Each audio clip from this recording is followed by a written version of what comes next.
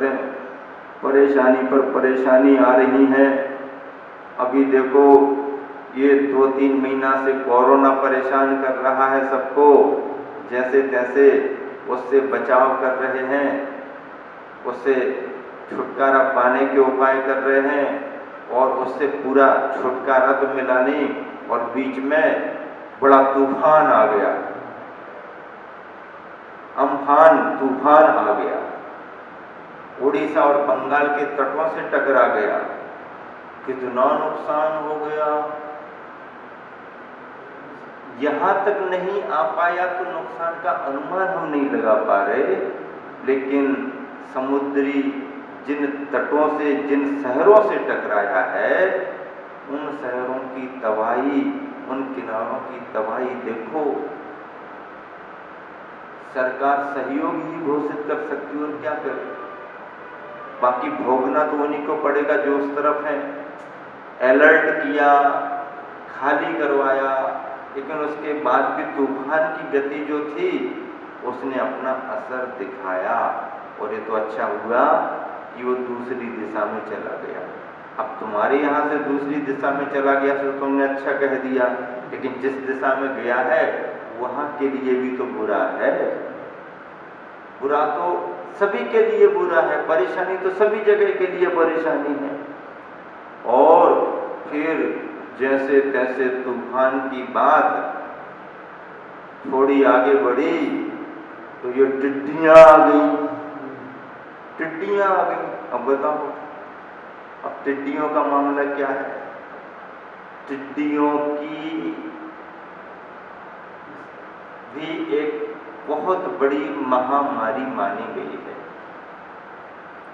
7 प्रकार की महामारियों में टिड्डी का प्रकोप भी महामारी है। और ये टिड्डियों का दल जो होता है, इनकी संख्या लाखों, करोड़ों, अरबों, खरबों में रहती है और जब ये एक साथ उड़ती हैं तो 10-10, 20-20 किलोमीटर के एरिया को घेर लेती हैं और 10-10, 20-20 किलोमीटर के एरिया को यदि एक रात बैठ गई तो पूरा का पूरा एरिया फसलों से साफ हो जाता है, पेड़ पौधों की पत्तियों को साफ कर देगा, खड़ी खड़ी अच्छी अच्छी फसलों को भी चट कर जाते हैं। ऐसी टिड्डियों का प्रकोप खेती पर, किसान पर पड़ता है। इसे महामारी कहा है। इससे किसान परेशान हो जाता है, किसानी कमजोर हो जाती है। किसानी कमजोर हो जाए, व्यापार कमजोर हो जाता है। व्यापार कमजोर हो जाए तो देश की अर्थव्यवस्था बिगड़ जाती है। तो इसलिए प्रतिदिन हम लोग भावना भाते हैं कि दुनिया में कहीं भी इन महामारियों का प्रकोप ना हो, सभी जीव सुखी रहें, सभी जीव सुरक्षित रहें, सभी जीवों का भला हो, सभी जीवों का कल्याण हो। इस भावना से निरंतर शांति धारा, शांति धारा, शांति धारा चलती रहती है। शांति धारा विश्व शांति की भावना से करते हैं। विश्व शांति की भावना हमारी परमार्थ की भावना है, प्राणी मात्र के कल्याण की भावना है। प्राणी मात्र का भला हो, प्राणी मात्र का कल्याण हो, कोई जीव परेशान ना हो, चाहे हमारा परिचित हो, चाहे परिचित ना हो, चाहे किसी भी समुदाय का हो, किसी भी देश का हो, अच्छी भावना रखता हो ना रखता हो, ईर्ष्या रखता हो, द्वेष रखता हो, वो जाने।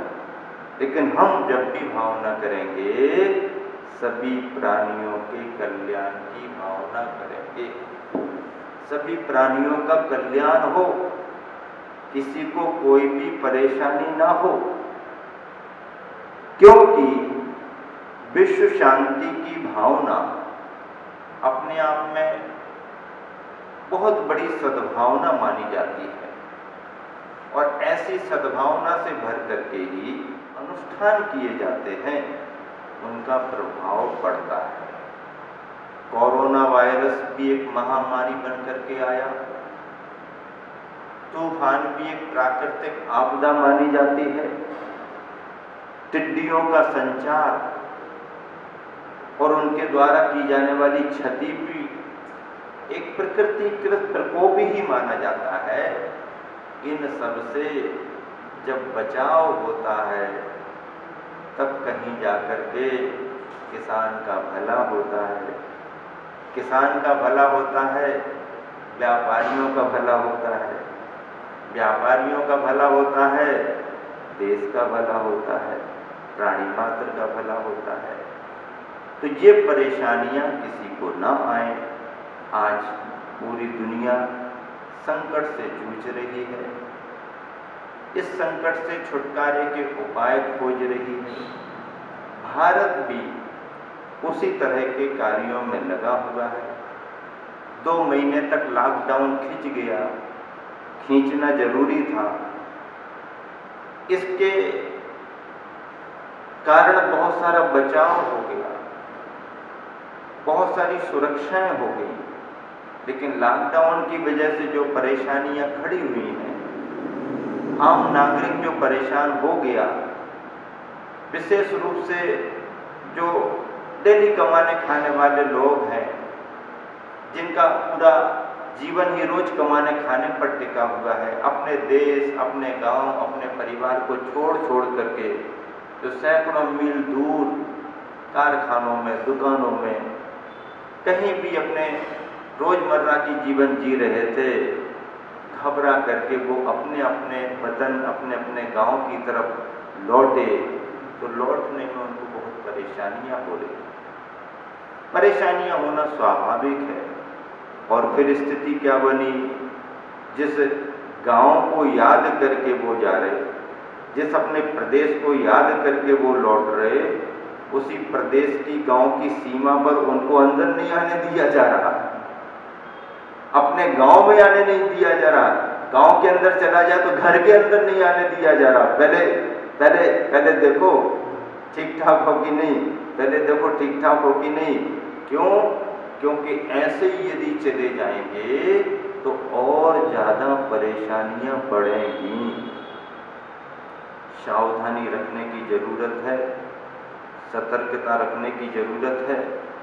वायरस संक्रमण करता है, टचिंग से ये सब चीज़ें बहुत विस्तार को प्राप्त होती हैं, इसलिए सोशल डिस्टेंसिंग बहुत ज़रूरी है। सामाजिक दूरी बना के रखो, प्रत्येक सदस्य से दूर से बात करो। संयम की बहुत बड़ी शिक्षा है। मजबूरी में ही सही, पर इस तरह का संयम पालन कर लिया तो अपना बचाव, अपने परिवार का बचाव तुम कर सकते हो, और अपने परिवार का बचाव करना भी चाहिए। अगले सूत्रों को लेकर के भी बात कर लेते हैं। प्रसंग में प्रसंग चल जाए तो अच्छा है। स्वाध्याय थोड़ा आगे बाद में समय देख करके कर लेंगे, क्योंकि ये भी स्वाध्याय ही है और आवश्यकता के अनुसार दिया जा रहा है। अगला हाइकू है, सागर शांत, मछली अशांत क्यों? सागर शांत, मछली अशांत क्यों? स्वाश्रित हो जा, स्वाश्रित हो जा। सागर शांत है। सागर कैसा है? सागर किसे कहते हैं? अपार जल राशि जहां पर हो और छोर दिखता ना हो, उसको समुद्र कहते हैं। नदी के किनारे तो दिखते हैं, नदी की लंबाई का अंत भले ना दिखे, लेकिन इस किनारे से वो किनारा तो दिख जाता है। नदी कितनी चौड़ी हो, किनारे तो दिखते हैं। नदी और सागर में अंतर है। सागर विशाल होता है, अथाह अमाप पानी रहता है, तो ऐसा सागर शांत है। शांत तो सागर ही होता है। नदी में तो हलचल बनी रहती है, नदी में हलचल बनी रहती है। क्यों? क्योंकि जहाँ पानी कम होता है वहाँ पर उछलन बनी रहती है, और जहाँ पर पानी गहरा होता है, नदी में भी देखना, जहाँ पर पानी गहरा हो ऊपर का पानी ठहरा हुआ जैसा दिखता है। गहरा पानी जहाँ पर है वहाँ पर ऊपर पानी ठहरा हुआ दिखता है, और जहाँ पर अंदर पत्थर पत्थर पड़े हैं, उथला है, वहाँ पर ऐसा ऐसा पानी करता रहता है, ऐसा ऐसा करता रहता है, ऐसा ऐसा। मतलब जहाँ पर उथलापन होता है वहीं पर उछल कूद होती है। उछल कूद कहाँ होती है? जहाँ पर उथलापन होता है। गहरेपन में शांति होती है। गहरापन शांति को लेकर के होता है। अध जल गगरी छलकत जाए। क्या? गगरी में पानी पूरा नहीं भरा है तो छलकती रहती है, और गगरी को पूरा भर दो, छलकने का काम नहीं। अध जल गगरी छलकत जाए। जो व्यक्ति अपने आप में परिपूर्ण है वह स्वभाव से शांत रहेगा। मर्यादा पुरुषोत्तम श्री राम का जीवन कैसा था? शांत जीवन था। उत्तेजना नहीं आती थी, जल्दबाजी नहीं करते थे। लेकिन लक्ष्मण का जीवन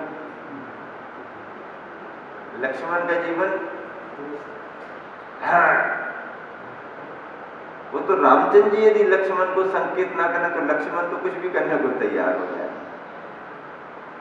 लेकिन लक्ष्मण कितने ही गर्म क्यों ना हो जाए, राम का इशारा पाए बगैर वो भी काम नहीं करते। कितने ही गर्म हो जाए, लेकिन बड़े भैया का संकेत जब मिलेगा तभी काम करेंगे। तो बड़े भैया का संकेत जल्दी थोड़ी मिलता। यहां लक्ष्मण गर्म हुए, राम ने तात लक्ष्मण शांति रखो, विचार तो करो, ऐसा करना उचित नहीं है। इतना ही कहा बस। लेकिन गंभीर व्यक्ति में शांति झलकती है। पांडवों में भी तो यही स्थिति है। भीम को तो सहन ही नहीं होता। भीम तो हर समय बिल्कुल, लेकिन युधिष्ठिर ठीक है, उन्होंने गलत किया है तो किया है, हमको तो गलत नहीं करना।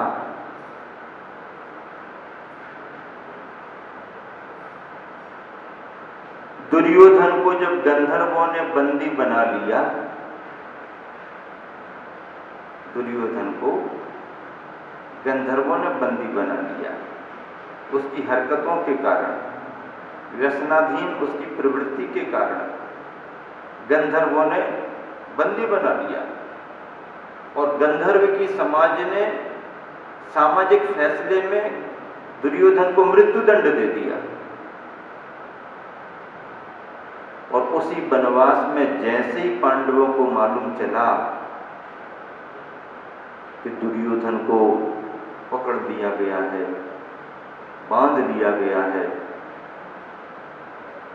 अब क्या होगा? युधिष्ठिर को मालूम चला। युधिष्ठिर कहने लगे, भीम, अर्जुन बचाने के लिए पहुंचो दुर्योधन को। भीम कहता है, दुर्योधन को बचाने के लिए? उन्होंने तो अपने को देश निकारा दे दिया, उसी की वजह से तो वनवास में भटक रहे। ये जानते हुए कि पासे सही नहीं फेंके जा रहे। ये दरबार में सभी को मालूम हो गया था कि पासे सही नहीं फेंके जा रहे। सपनी मामा ने पासों में चालाकी की है, ये सबको मालूम था, लेकिन इसके बाद भी किसी ने कुछ कहा नहीं। इन्हें वनवास मिल गया, वनवास में आ गए। और जब दुर्योधन का समाचार मिला कि बंदी बना लिया गया है, तो बचाने के लिए भीम अर्जुन को भेजा। ये जाने को तैयार नहीं, कहने लगे वो तो हमारे दुश्मन हैं। नहीं, युधिष्ठिर कहने लगे दुश्मन नहीं, वो हमारे भैया हैं, भैया का बचाव करना जरूरी है। ये लड़ाई तो हमारी आपस की घर की लड़ाई है, तीसरे के सामने हमारे को ऐसा थोड़ी दिखना। और इन्होंने जाकर के बचाव किया। युधिष्ठिर का व्यक्तित्व शांत और गंभीर दिखा। गंभीर व्यक्ति ही शांत होता है, इसलिए सागर को शांत कहा गया है। नदियां उछलती रहती हैं, सागर शांत। मछली अशांत क्यों? स्वाश्रित हो जा। मछली अशांत इसलिए है कि मछली सागर के आश्रित है। सागर मछली के आश्रित नहीं है, मछली सागर के आश्रित है।